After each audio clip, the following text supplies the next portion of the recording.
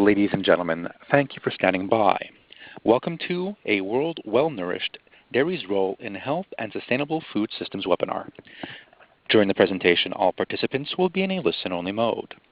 You may also submit a written question using the chat feature located in the lower left corner of your screen. If you need to reach an operator at any time, please press the star followed by the 0. As a reminder, this conference is being recorded today, Thursday, February 7, 2019. I would now like to turn the conference over to Katie Brown, Senior Vice President, Sustainable Nutrition for the National Dairy Council. Please go ahead, madam. Thanks, Nelson. Good afternoon. Thanks, everyone, for logging into our Dairy Nourishes Life webinar series. I'm Katie Brown. I'm a registered dietitian and have a passion for connecting agriculture, food, nutrition, and health to elevate sustainable nutrition as relevant, meaningful, and actionable. I'm part of a team that leads thought leadership and education efforts at National Dairy Council. Each quarter we'll be hosting a webinar addressing a range of health, nutrition, and wellness topics of interest to practitioners like you in an effort to help you navigate questions you may be fielding from clients, patients, or media on hot topics.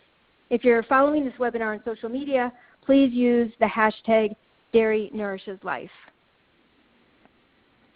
We're kicking off today's webinar on how the dairy community is contributing to sustainable food systems. And before we get started, I'd like to remind you that this webinar is approved for 1 CEU through the Commission on Dietetic Registration, the American College of Sports Medicine, and the National Strength Conditioning Association. We've reserved time at the end of the presentation for your questions and discussion. Please feel free to type your questions in the chat box window as they come up, and we'll try to answer as many questions as we can. And finally, this webinar will be recorded and available on NDC's website for future reference. And following the webinar, you'll be receiving an email with a survey and a link for your certificate of attendance and your CEU. For those of you not familiar with National Dairy Council, NDC is a nonprofit organization founded by America's dairy farmers and funded by the Dairy Checkoff. We represent about 40,000 dairy farm families across the U.S. as well as dairy importers. And you know, the U.S. dairy farmers and the dairy community believe in a world well-nourished, and we're committed to providing responsibly produced, nutritious dairy foods that help nourish people, strengthen communities, and foster a sustainable future. And those of us at National Dairy Council, among our staff of diverse team of scientists and registered dietitians and communication professionals, strive to advance the dairy community's shared vision of a healthy, happy, sustainable world with science as our foundation. You know, the convergence of environmental considerations and dietary guidance has never been more prominent. Nutritiously feeding a growing world population with limited natural resources is at the core of the United Nations Sustainable Development Goals and the Decade of Action on Nutrition.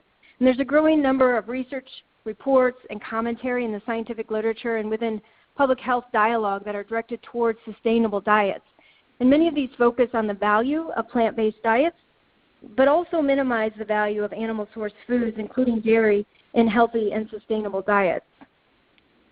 Now, the United Nations has, the FAO has the globally accepted definition of a sustainable diet, and their definition states that sustainable diets are those with low environmental impacts, which contribute to food and nutrition security and to healthy life for present and future generations. They are protective and respectful of biodiversity and ecosystems, culturally acceptable, accessible, economically fair and affordable, nutritionally adequate, safe and healthy, all while optimizing natural and human resources. But this is a comprehensive list of important factors that illustrates that sustainable diets are multifactorial, and they include considerations in social, environmental, and economic aspects of sustainability. And we're seeing the sustainable diets discussion also happening at the local level across the country. The most trusted health and wellness professionals and thought leaders, physicians, dietitians, and even fitness professionals are changing the way they think about food. And this is a reflection of the growing segment of the population who are interested in making food choices that are healthy for themselves and their families, with the assurance that their food was grown or raised responsibly and sustainably. So we're at this important fusion of personal health and planetary health.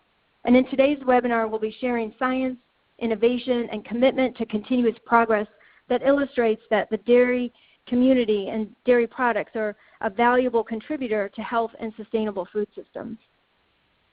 I'm thrilled to be joined today by Dr. Frank Mittliner, Professor and Air Quality Extension Specialist in the Department of Animal Science at UC Davis, and my colleague Dr. Juan Tricarico, Vice President of Sustainability Research at National Dairy Council. And before I turn it over to Frank, I just wanted to note that ensuring that cows are well taken care for, fed a nutritionally balanced diet, and receive ethical treatment are core to what dairy farmers do daily, because dairy cows not only provide nourishment for people, but also contribute to livelihoods and vibrant communities. Because of these best practices and efficiencies, a gallon of milk today can be produced by using 90% less land, 65% less water, and generating 76% less manure, resulting in a 63% smaller carbon footprint compared to about 70 years ago. But this is not the end game. The U.S. dairy community has pledged to continuously improve and has a voluntary goal to further reduce greenhouse gas emissions by 25% by 2020.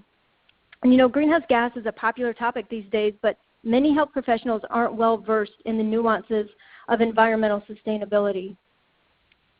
So I'll turn it over now to Dr. Mittliner to tell us a little bit more and give us some insights into the environmental aspect of sustainable nutrition. Dr. Mittliner? Yeah, hi everybody. This is Frank Mittliner. I'm at UC Davis, and I study the impact of animal agriculture on the environment. I was asked to talk to you about the impact dairies have on the environment, and particularly the impacts the dairy sector has on carbon emissions, on greenhouse gases. Certainly not the only environmental issue, but one of the more prominent ones.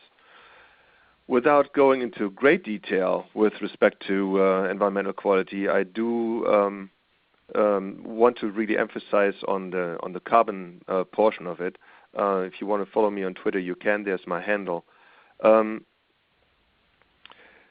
general, when people talk about greenhouse gases, what this is really about is just in a few moments here, the sun radiating down solar beams to the surface of the Earth.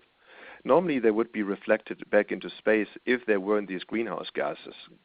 Gases such as carbon dioxide, methane, nitrous oxide, gases that trap the heat from the sun and retain that heat. Now these different gases trap the heat at a different rate, and that's referred to as the global warming potential. CO2 on the left side here, you see that molecule, traps the heat but not very well, and therefore its global warming potential is the lowest. Methane is almost 30 times that of CO2, and nitrous oxide, the third greenhouse gas, almost 300 times more potent than CO2. The most important greenhouse gas in the animal agriculture arena, and that of course includes dairies, is methane. That's being debated hotly. I think one very interesting nuance in the discussion should be the lifespan of these gases, because here's a big difference between the first and the last on the one hand, and the second gas on the other. Carbon dioxide and nitrous oxide have a very long lifespan. Once they are in the atmosphere, they stay there for a long time, whereas methane is a so-called short-lived climate pollutant with a lifespan of only 10 years. But the nuances there and the discussion I have to leave for future webinars. But it will become important, and you will soon hear why. When it comes to calculating the environmental footprint of livestock, in this case of dairy, then it's not just quantifying, let's say, enteric emissions from the front end of a cow or the emissions from the manure, but you really want to use what's called an LCA, a life cycle assessment, in which the total emissions are assessed from the entire life cycle of producing, let's say, a gallon of milk, from soil to crops to feed, the herd, the manure. All of that contributes to the carbon footprint, to the water footprint, and so on, of, let's say, a gallon of milk. But it doesn't end when leaving the dairy, because the product is shipped on to a creamery or to a distribution center. Eventually it ends up in some household or restaurant. All of that is part of the life cycle. In fact, everything from cradle to grave, meaning from the soil all the way to you putting that product in your mouth, is part of the life cycle of that product. In fact, the dairy sector was probably the first that really took the calculation of its impact using life cycle assessment seriously, and they actually have now various results, that some of which I will share with you. The dairy sector also followed the guidelines that we established with under the auspices of the FAO, the Food and Agriculture Organization of the United Nations.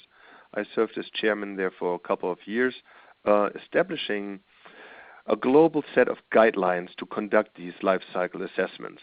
So that's basically a global gold standard for assessing the environmental footprint of dairy, of beef, and so on. So again, the dairy sector conducted LCAs and followed these LEAP guidelines. Now, this is what a life cycle assessment would include. Anything from the production of feed for the cows on the left, and then I go from the bottom to the top.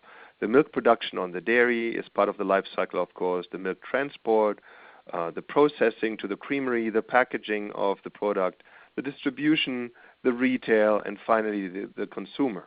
All of that entails the life cycle of, let's say, a gallon of milk.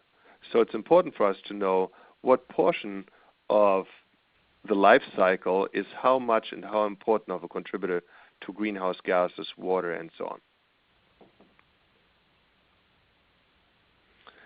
On this slide here, you see first that the dairy total life cycle impact, greenhouse gas impact, assessed using life cycle methodologies is 2%. In other words, 2% of all greenhouse gases that we measure in the United States, so 2% of the total is from the dairy sector, just to give you a general idea. And now you see there are three products, a glass of milk, then some cheese and some yogurt. And in color next to it, you see the relative contributors to the carbon footprint of these products. So what you see on the left is that 51% of the carbon footprint of a glass of milk is caused by what's happening on the dairy farm. So by housing cows, by dealing with manure and so forth. 19% is caused by the feed that's grown to feed those animals. So we now know what part of the life cycle contributes to how much of the carbon footprint of milk, of cheese, of all the other dairy products. So this is all a result of work that was done by Greg Thoma at the University of Arkansas and several other colleagues. It has all been peer-reviewed and published and is readily available. You see one of the sources there listed. Some people are concerned with respect to the water impact of dairy. A total of 5% of U.S. water withdrawal is attributed to the dairy sector. So if you look at the total 5.1% of all water, blue water that is, used in the United States, so 5.1% is the dairy contribution to water use, you will see on the left that only 0.2% is due to what's actually happening on the dairy farm itself, cows drinking, cows being washed, and so on. On the right side, you see that the vast majority of the water that's used for dairy is really used to irrigate feed. So as you can see there, 4.9 out of the 5.1% is actually used to grow feed. Okay, so that's where the majority of dairy-related water goes to. You might wonder how important is agriculture, or in particular animal agriculture, compared to other sectors of society with respect to greenhouse gases. What you see on this slide is an Environmental Protection Agency inventory slide for the entire country. These numbers are not assessed using life cycle assessments, but this is basically a total inventory looking at how important the different sectors are. As you can see here, power production and use on the left side is about 30% of the total. So 30% of all greenhouse gases emitted in the United States stem from power production and use. 26% from the transportation sector, 21% from industry. And now you see a cow depicted, and the number in it is 9.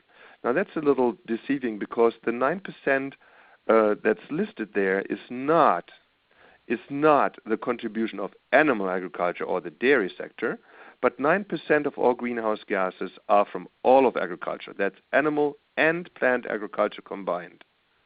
If you're interested what the total contribution of animal agriculture is alone, that's 3.9% according to the Environmental Protection Agency. And I think that number is pretty much right on. I just told you that the dairy sector makes up about 2%, and that is a life cycle assessment number. So it gives you a general idea of how important, how relevant the dairy sector is versus the entire livestock sector, and how that compares to sectors such as transportation or power production and use. The reason why I mention this is because in the media you oftentimes hear that livestock produces more greenhouse gases than all transportation, all cars, trucks, trains, planes, ships. And that is a false statement that stemmed from a outdated publication from 10 years ago that has since been refuted. If you now think of the entire life cycle of food production, consumption, and beyond, and what has the greatest environmental footprint, then you might think of aspects such as transportation or belching or something like that. But indeed, the main contribution of our food supply chain from cradle to grave is the following. This slide here from the National Geographic depicts the most destructive part of our entire food supply chain from A to Z, and that is the food we waste. In the United States, 40% of all food produced goes to waste.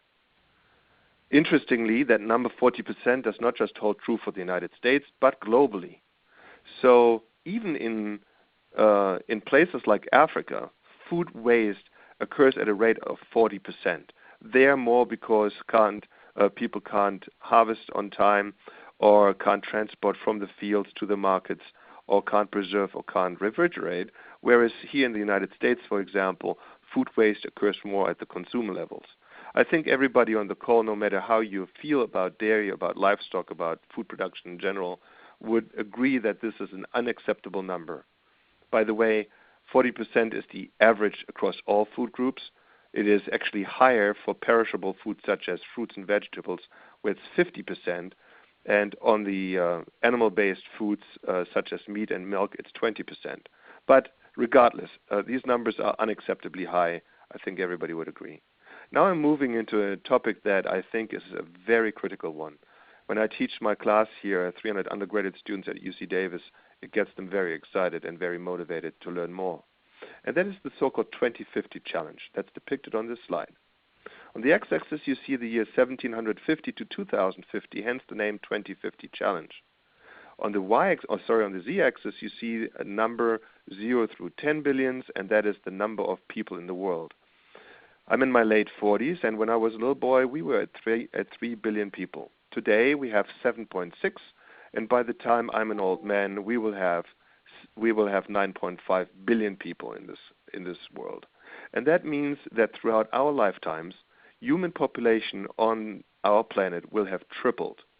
And this is the true 2050 challenge, a tripling of human population throughout our lifetimes. As you can see clearly here, there are two different colors. The one is orange, and that's human population in developed countries such as the US, Europe, and so on. Whereas the other color depicts human population in developing and emerging countries, and there you see that human population is skyrocketing.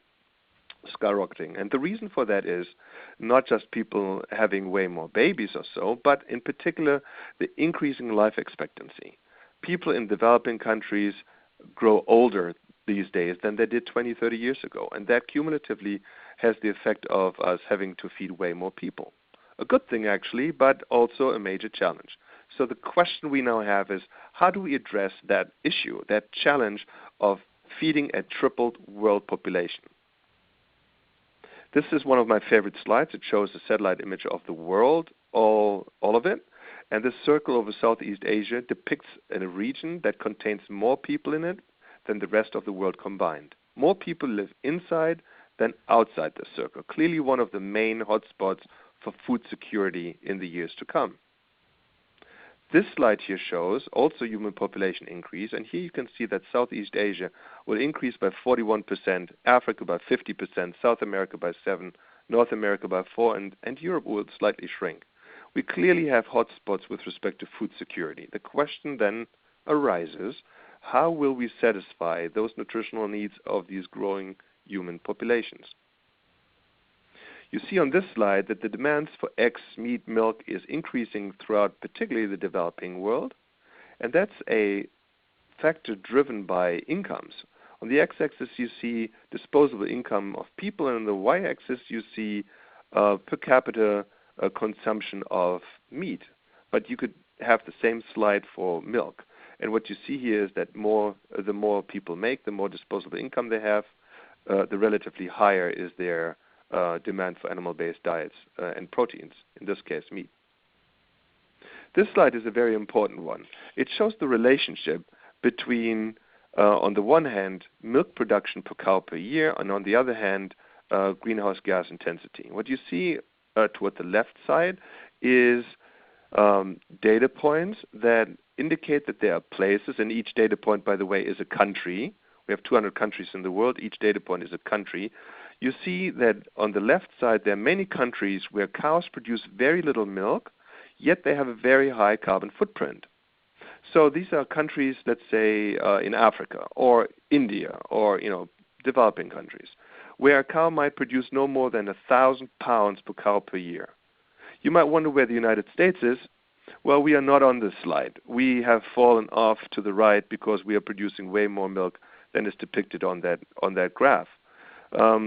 So while many developing countries produce about 1,000 pounds of milk, we produce about 23 to 25,000 pounds of milk here.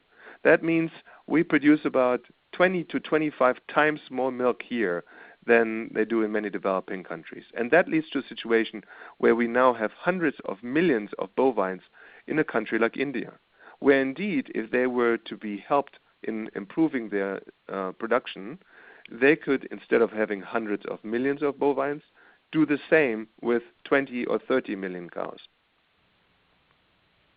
This slide is from the FAO, and it shows on the x-axis different regions in the world, and on the y-axis greenhouse gas emission intensity. And what you see again is that North America, here all the way to the left, has not the highest, and that's what many people think, but we have the lowest carbon footprint of dairy production.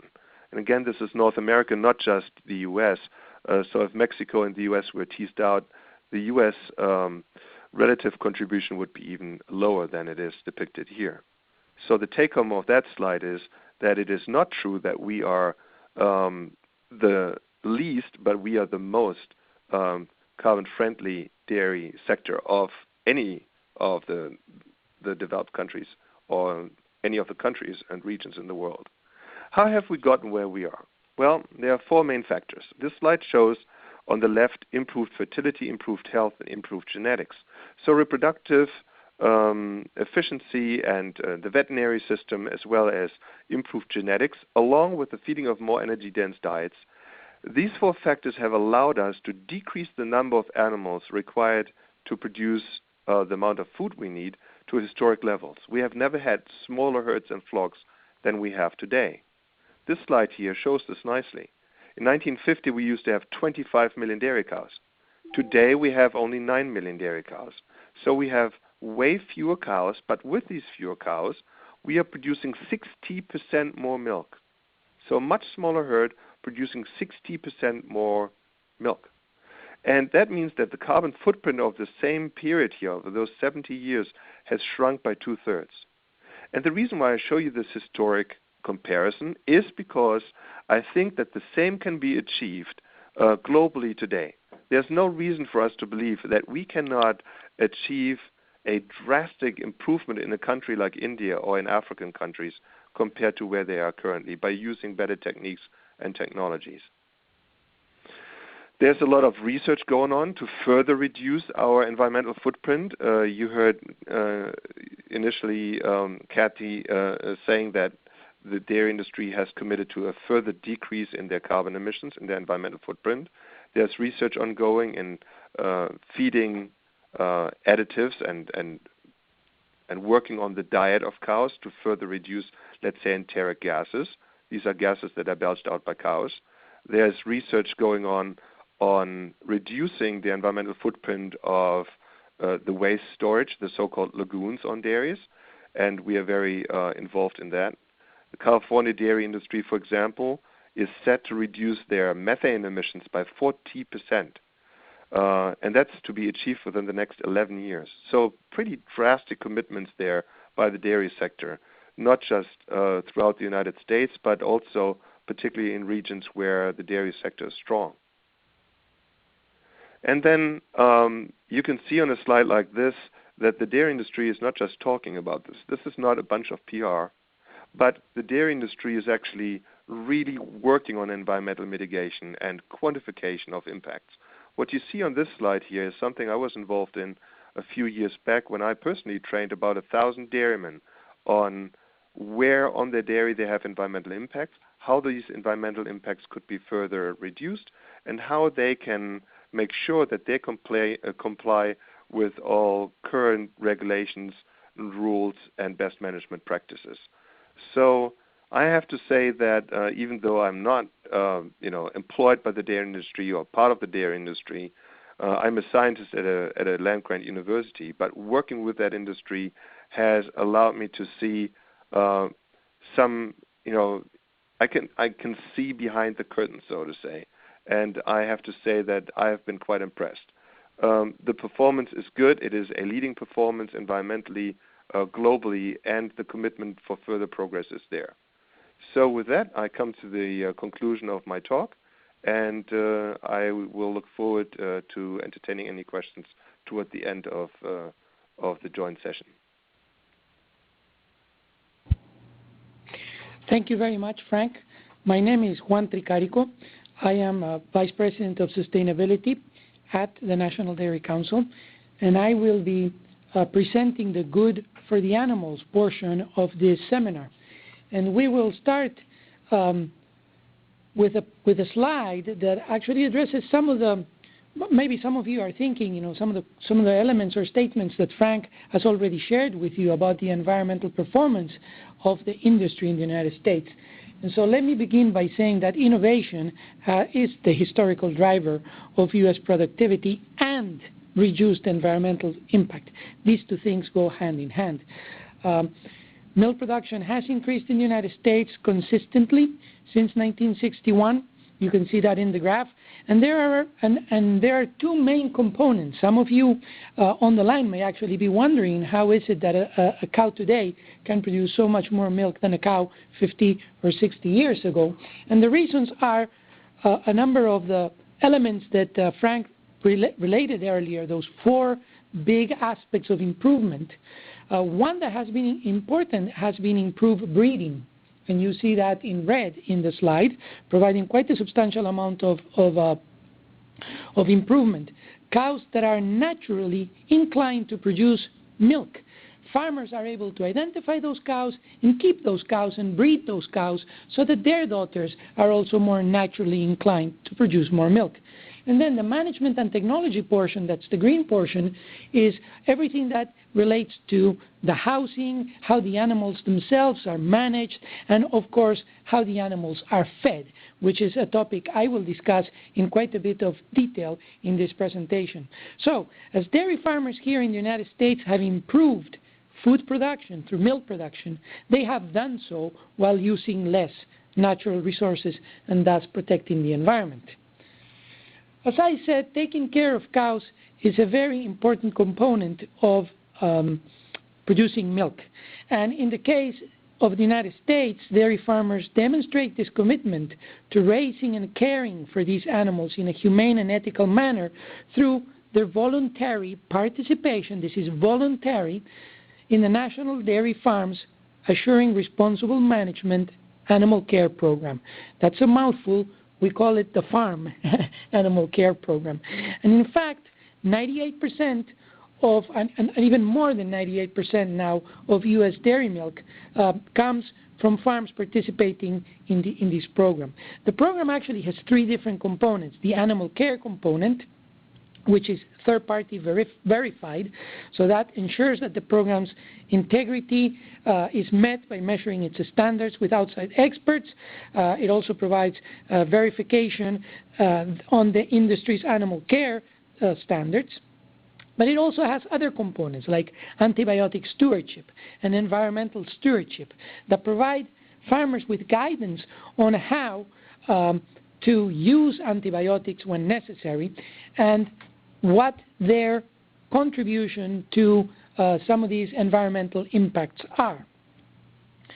What I do want to say before we move from this slide is that the Farm Animal Care Program is the first livestock animal care program in the entire world to be recognized by the International Organization for Standardization, that's the ISO, as an animal welfare management standard. And this is extremely important, and the industry is really proud to have achieved that level of high standard of verification. Now, what this program does is that it offers a process for continuous improvement so that we can ensure a high level of on-farm animal care, but also an opportunity for farmers to continually improve as time goes by. So in the next slide, what we see is a graph or a diagram that we use quite a lot at NDC to talk about how the dairy industry actually honors the harvest. And that, when we talk about honoring the harvest, we are referring to using food with good purpose so that it's never wasted. That means ensuring that all people have access to nutrient-rich foods, but also utilizing parts of food that people can't or won't eat by moving nutrients through a system, through a food system. So from people to animals, from the animals back to the land, to grow more crops that can be converted into food rather than going to the landfill. And we hear sometimes that cows and humans compete for food and other resources. And on the contrary, as we go through this presentation, I will show you how dairy cows are an important contributor to sustainable food systems. So I am going to talk about more. I'm going to talk more about how cows receive a balanced diet. Just to clarify once again, the nutrients move through the system, and some of the elements that the public and many people that don't necessarily are familiar with how dairy farms are run think about dairy cow manure as a waste. In fact, dairy cow manure is a great fertilizer, and the nutrients in that manure are actually very valuable for crops. So they can help restore lost nutrients in the soil and support the growth of new crops. And in that way, we can, as I say in this slide, honor the harvest. So let's move ahead to the next slide then, and I'm going to talk to you about, more about how cows are fed, because feeding dairy cows is a very important aspect of taking care for dairy cows. So we ensure the cows are well taken care of. We are ensure that cows are fed a nutritionally balanced diet and that they receive ethical treatment while doing so. This is core to what farmers do on a daily basis. Because dairy cows, as was already said before, they don't only provide nourishment for people through milk and dairy products, but also contribute to the livelihoods and vibrant communities, particularly in rural areas within the country. So one of the funny things that I have seen in my experience is that in many cases, a lot of people think that a dairy farmer gets on his pickup truck or her pickup truck, drives down the road to a feed store, and then picks up a few bags of feed to provide to their cows. And this is far from the truth, because cows have a specific nutrient needs depending on the stage of their life that they're in. And therefore, dairy farmers team up with animal nutritionists, in this case dairy cow nutritionists, that make sure that the cows get the wholesome, quality-controlled, and balanced diet that they need for good health. And I'll tell you in the next slide here how customized cow nutrition works and what actually happens. Cow diets are customized, and the exercise begins with an understanding of the available forage sources. These forages, for example, you have three pictures there: corn silage, alfalfa hay, and alfalfa silage, are the base of all dairy cattle diets. And they're in fact the most variable feed ingredients in terms of their composition and digestibility. These forages are produced at the dairy farm, and many times they're produced locally, not necessarily by the dairy farmer, but by a neighbor who may be growing those crops and selling them to the dairy farmer to feed their cattle. And these forages, as I said, are analyzed for nutritional composition because they're variable, and they're the base of the diet because dairy cows require quite a substantial amount of fiber. They require more fiber than humans in order for their gastrointestinal tracts to function properly. Forage, the word forage or roughage is just a descriptor of whole plants that includes leaves and stems. These are feed materials that contain a very high amount of fiber. Dairy cows can digest these materials because they have microbes, a microbial flora in their four stomachs, and they have a different system than we do. And these microbes, these microbial flora, are capable of digesting the fiber. So that's why they can take this fiber and then convert it into milk. Then the nutritionist, the dairy cow nutritionist, uses a formulation software and adds other types of feed ingredients. We use the very cryptic term concentrates. Well, concentrates is actually a very simple term. It's a concentrated source of. So it could be a concentrated source of energy, for example, in the case of corn kernel, corn grain, when we feed the cows only the grain. And when we do this to provide a balance. In other cases, it could be soybean meal, which is the soy beans are harvested, they're used for oil, so the oil is extracted, and what's left over contains a lot of protein, a high concentration of protein, which is very nutritionally good for the animals, and so we provide that as a concentrate to supply the protein that the cow wouldn't get or is not getting from just the forages alone. All of this exercise is done using software, and the diet is balanced so that underfeeding or overfeeding of nutrients doesn't happen. This is very important, as I said. And so now, if we look at the next slide, we see that, in fact, on the national average, dairy cows consume primarily homegrown forages, followed by a large quantity of byproduct feeds. So these are crops that have already been used for something else, like to produce a human food product, but some left over, like the example of soybean meal I gave, is used to feed to the animal. Then some whole grains like the corn, wheat, or barley, and finally some feed supplements that are specific sources of vitamins or specific fats that they may need or minerals that the cows may need. The important point that I want to point out in this particular slide is that the animals are eating parts of crops that humans can't eat. We cannot eat them because we cannot digest them. And this reduces the need for crops to be grown to feed the cows because these crops are serving dual purposes. So in the next slide that I want to show you, I basically want to show you that cows and people are not competing for food with this information, and that in fact dairy feed is not primarily composed of human edible cereal, grains, and oil seeds. 20% of what cows eat could be eaten by people. That's what you see on the left-hand side of this slide. But in reality, only 2% of what cows eat is eaten by people based on food industry demand. Because even though we could eat, for example, corn grain, just the kernel, we don't choose to eat that much corn. We actually, as humans, choose to eat, for example, a little more wheat than corn. We have a preference for that.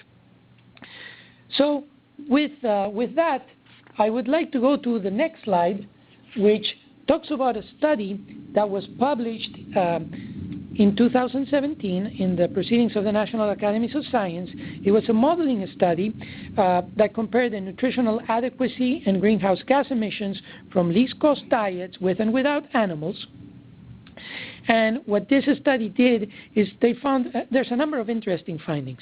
First of all is that if all food animals were removed from U.S. agriculture, we would have an increase, a 23% increase in total U.S. food supply.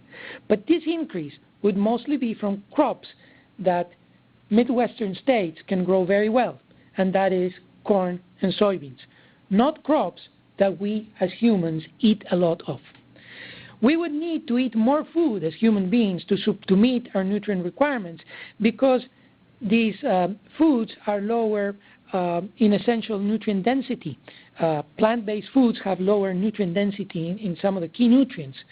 And in doing so, because we would need to eat more food to meet our nutrient demands, we would also be consuming a greater amount of excess calories, making the obesity problem even worse. Some of the deficiencies that we currently have would still be there, but some of the deficiencies that we're trying really hard not to have as a population would actually get worse. And you can see some of those there on the slide, things like calcium, vitamins A and B12, and some very important essential fatty acids. That means that a plant-only diet would be unable to support the nutritional needs of the U.S. human population without nutrient supplements. So we would have to be popping quite a lot of pills. And all of these would come at an environmental price tag of a reduction of only 2.6% of total U.S. greenhouse gas emissions, which basically is within the margin of error for all emissions. So with that, I'd like to finish my presentation with this summary slide that basically says that dairy cows are what they eat are primarily made up of foods that people can't eat. We actually call them feed, not food. The dairy cows are turning plants and a lot of byproducts into high-quality nutrients in the form of milk, nutrients like protein, calcium, and some of the vitamins, and that these milk and dairy products do nourish people, and that these animals are able to do that because they have that four-chamber stomach and they have a different digestive process that allows them to take advantage of foods we can't. And in doing so, dairy cows do actually make a net positive contribution to the food supply in the United States. And with that, I'd like to thank you for your attention and pass on the baton over to Katie. Great. Thanks, Juan. Wow, a lot of good content in the webinar so far. And for those of you on the phone and on the webinar, you're probably aware that a large body of evidence links dairy consumption with improved bone health, particularly among children. But you may not know that there's also a strong body of evidence indicating that dairy consumption is associated with reducing risk of some of the most prevalent chronic diseases in the U.S. and around the world: heart disease, type 2 diabetes, and high blood pressure. So let's take a quick look at dairy's unique nutrient profile and how it contributes to health across the lifespan. And we'll just start with the basics. Milk contains a powerful nutrient package of 9 essential nutrients, with each nutrient offering a specific benefit to our health and to our bodies. In fact, milk is the #1 food source of 3 of the 4 underconsumed nutrients of public health concern identified by the Dietary Guidelines for Americans: calcium, vitamin D, and potassium. And in addition to the nutrient-rich milk, which is the primary ingredient, it also contributes 7 essential nutrients to every serving of yogurt and 6 essential nutrients to every serving of cheese. And while we think about and hear about most people not consuming enough servings of fruits and vegetables, which is true, we also want to recognize that nearly 9 out of 10 people in America fall short on the Dietary Guidelines recommendations for dairy. You can see in the red box, Americans consume on average about just under 2 cup equivalents of dairy servings per day. So just adding 1 more serving of dairy a day would help people meet the recommendations, close those shortfall nutrient gaps, and support health benefits. Now, occasionally we hear that people will say it's easy to replace calcium in milk with other foods like leafy greens, but the reality is you'd have to eat 36.5 cups of raw kale, for example, to get the equivalent amount. And this is not just about calcium, it's about the total nutrient package. The fact of the matter is that the nutrient density profile of dairy foods makes it really hard to replace. Trying to obtain the same nutrients in milk and dairy products through alternative sources could mean consuming excess calories from those sources, and those sources may have less bioavailability. So let's not forget the affordability of milk and dairy products as well. You know, it costs about $1 a day to get 3 servings of dairy as recommended as a recommended part of the healthy U.S. eating pattern. Now, if you're looking for resources to help people better understand the nutritional trade-offs, these flashcards found on nationaldairycouncil.org provide at-a-glance nutritional and ingredient information on cow's milk and various dairy alternatives like soy, rice, almond, coconut, and cashew beverages. And because of their unique nutrient profile, you know, the last 3 editions of the U.S. Dietary Guidelines have recommended 3 servings of dairy foods, such as milk, cheese, and yogurt for those age 9 and over, 2 servings a day for those 2 to 3 years old, and 2.5 servings for those 4 to 8 years old. In addition to the nutrient value, the past 2 Dietary Guidelines advisory committees have reviewed the evidence on dairy consumption and risk for some of the most prevalent chronic diseases in the U.S., and the 2010 DGAC report concluded that moderate evidence indicates that intake of milk and milk products is associated with a reduced risk of cardiovascular disease and type 2 diabetes and with lower blood pressure in adults. And this evidence was even stronger in the 2015 report that stated that the consumption of dairy foods provides numerous health benefits, including lower risk of diabetes, metabolic syndrome, cardiovascular disease, and obesity. Now, in essence of time, I just wanted to point out that there are a large and growing body of evidence, at least 55 high-quality studies in the past 6+ years that have shown the consumption of dairy foods, regardless of fat content, is either neutral or beneficial in reducing risk for several of these chronic diseases. Again, some of the most prevalent chronic diseases in the country and around the world. Now, we've been hearing a lot about plant-based diets lately, but what we should remember is that plant-based doesn't and shouldn't mean plant-only. The U.S. healthy vegetarian and healthy Mediterranean style patterns in the 2015 Dietary Guidelines all include plant and animal foods, as the DGA recognizes the unique nutrient contributions of each of the food groups. Interestingly, the Mediterranean-style pattern is lower in calcium and vitamin D, 2 of the nutrients of public health concern many Americans are under-consuming because it includes only 2 servings a day of dairy foods versus the 3 servings of dairy in the healthy U.S. and the healthy vegetarian patterns. In fact, it provides about 700 to 800 milligrams of calcium and therefore falls 200 to 600 milligrams below what's recommended in the U.S. depending on age and gender. And dairy is also included in the DASH diet, the Dietary Approaches to Stop Hypertension eating plan, as well as eating patterns recommended by the American Heart Association and guidelines from the National Osteoporosis Foundation. According to this modeling study, there was a mix of plant foods and dairy foods that has actually the best chance of closing the nutrient gaps in common diet consumption patterns of Americans from the NHANES database. So this is a modeling study that looked at the nutritional impact of different dietary scenarios by doubling the intake of plant-based foods or dairy foods. And when the plant foods were increased by 100%, again, this is what people commonly eat based on NHANES data, people were more likely to meet their nutrient requirements for magnesium, iron, folate, vitamins C and E, which was great, but they were less likely to meet their nutrient targets for calcium, protein, vitamin A, and vitamin D.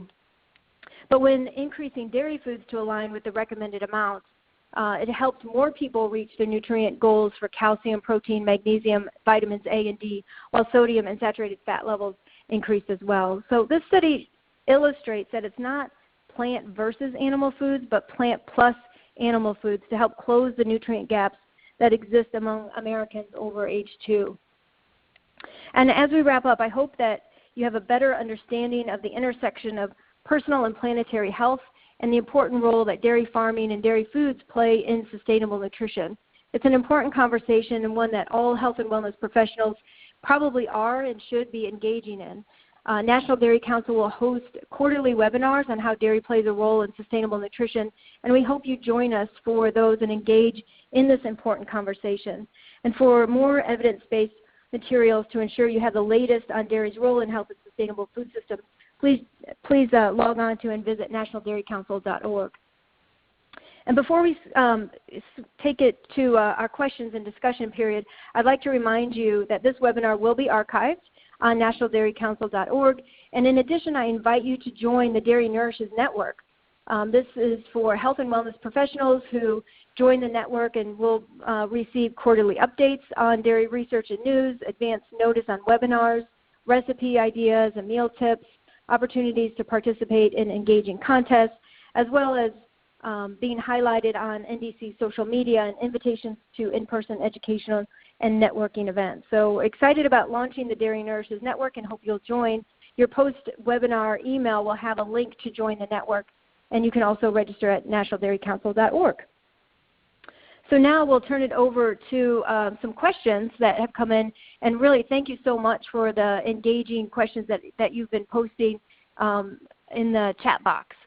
So the first question will be directed towards, I guess I'll take this first question. It asks about dairy and being local, and why does dairy sold from such faraway places when it could be kept more local? And really the answer to that one is that milk is real, natural, and local. It's produced in every state in the U.S. and travels less than 350 miles and 48 hours from farm to store. So, you know, you can't get much more local than milk and dairy production. Here's a question for Dr. Mittliner. There's a question about grass-fed. Is grass-fed dairy more environmentally friendly when the dairy farms are located in a grassy, hilly region like upstate New York? I don't think that you can generalize it that way. You can have an environmentally sound dairy whether you are on grass, whether you have a pasture dairy, or whether you have a regular freestall dairy. The question is not so much are the animals on grass, but how do you manage both animals? How do you manage their manure? How do you apply that manure as fertilizer to crops, and when? I think these are the most important issues. People look at the grazing situation as this romanticized or have that romanticized image, but that's not really what tells us whether the environmental footprint is high or low. So it would be way too short to say animals on pasture are better for the environment.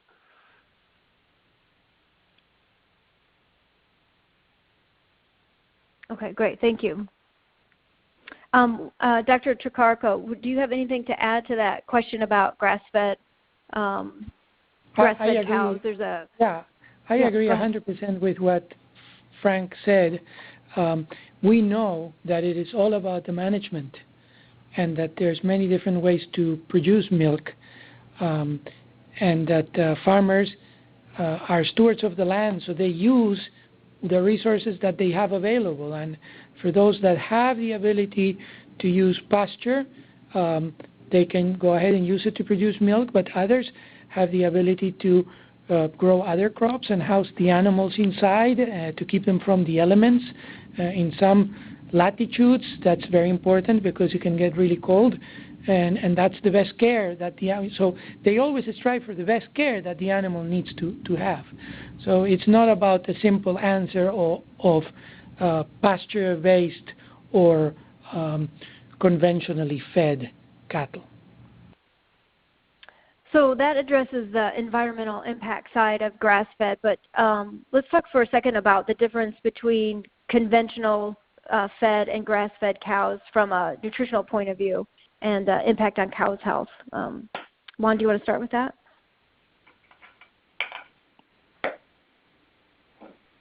Yeah. So what we know in terms of nutritional composition is that there's no difference in all of those major nutrients that humans can get from milk that are readily available in milk, and making milk a nutrient-dense food and dairy products nutrient-dense foods. They're the same in both types of with both types of production systems. Okay, great. So when we think about the diet of cows and cows that are pasture only versus cows that are fed a mixed ration, do you want to address that?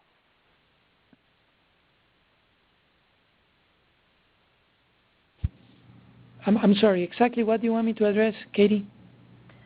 Well, I think some of the questions are asking about the plant only, the pasture only, grass fed only versus the mixed ration diet. And what we heard a little bit from Dr. Mittlener and yourself was, part of the cows consuming parts of plants that humans don't eat, but also the additional value of a mixed ration diet on cow health and fertility and improved milk production, et cetera.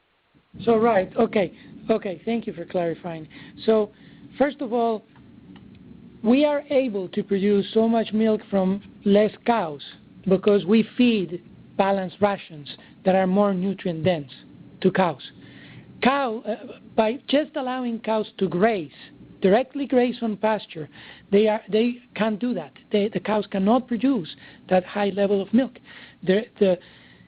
Them going out themselves and physically grazing makes them waste a lot of energy. It requires more energy by the animal, but the plants themselves, the grass that they consume, is less nutritionally dense. So by providing a more nutrient-dense diet, those animals can express their natural tendency to produce more milk, their natural inclination. Also, as I said before, in terms of the nutrient composition, the milk is the same. Even if some people claim that milk from pastured or grazing animals contain higher quantities of omega-3 fatty acids, those quantities are still low quantities compared to other types of foods. So if you're looking for a source of an omega-3 fatty acid, it's better for somebody to just eat fish than try to get it from milk. That's not one of the strong suits of milk. Milk, it provides calcium, milk provides protein, milk provides some other essential fatty acids, but not omega-3s. So I hope I answered most of the questions that came through on that topic. Okay, thank you. There's a question about the farm program, and there's a few additional questions about animal welfare. One of the questions is, how does the farm program, ensure that animals are treated ethically? Do they conduct inspections?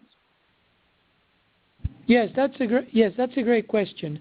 So absolutely, the farm program is run by people that visit the farm, and they conduct inspections. they look at a variety of aspects in the farm. They look at the animals themselves. They take representative samples of the animals. It all depends on the number of animals that are housed and the type of housing. They have all sorts of rules. Every single one of these individuals that goes out there is a certified individual. They have to go through a certification process before they can actually go to the farm, do the visit, complete the visit.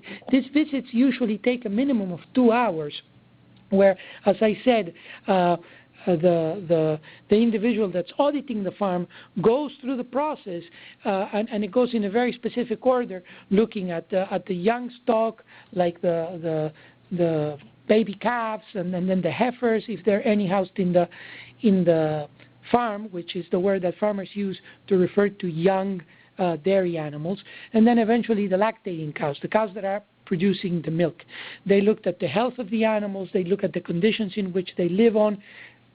They look at the rations. They look at what their animals are fed. It's a very comprehensive approach. And as I said earlier in the presentation, those visits, they're all documented, and eventually a large portion of them are verified through a third-party verification process that provides another extra level of assurance that the verification is in place. Okay, super. Thanks, Juan. I want to give a shout out to one of the questions that came through from a student in England. So really happy to have you join us, a dietetic student who's asking about, do you think the public are becoming increasingly confused with veganism and living sustainably? If so, how can this be combated in practice?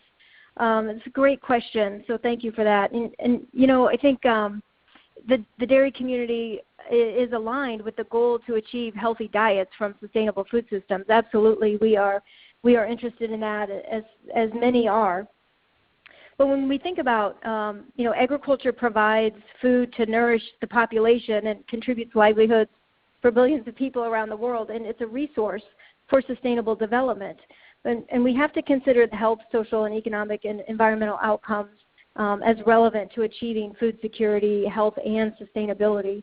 Now, remember that plants provide significant nutritional contribution to the diet, but so does animal-sourced foods and, you know, all food production.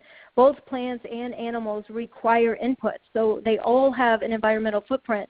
And what we have to do is consider the trade-offs and what we get out of that. And so it really is that beautiful mix of plants and animals like dairy cows who contribute many benefits to the environment, which I hope you know came through clearly today, that nutrient cycling and taking those low nutrient dense plant foods and upcycling them into higher value nutrient dense foods, higher quality nutrient dense calcium and protein and all of those vitamins and minerals that come naturally from milk and milk production. So that upcycling is really important, as well as some of those other products like manure. We can use manure as a natural fertilizer, avoiding the need for synthetic and fossil fuel-based fertilizer.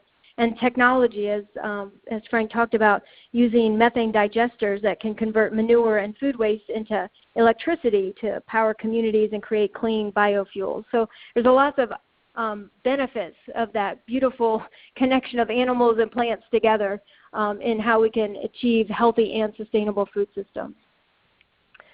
So I think we are at a little over time. So thank you for your thoughtful questions. Thank you to our participants who logged in from all over the country and potentially in other countries, as well as our contributors, Dr. Mittlener and Dr. Tricarico. And I'll turn it back over to our operator to close out. Thank you, ladies and gentlemen. That does conclude the conference call. We thank you for your participation and ask that you please disconnect your line.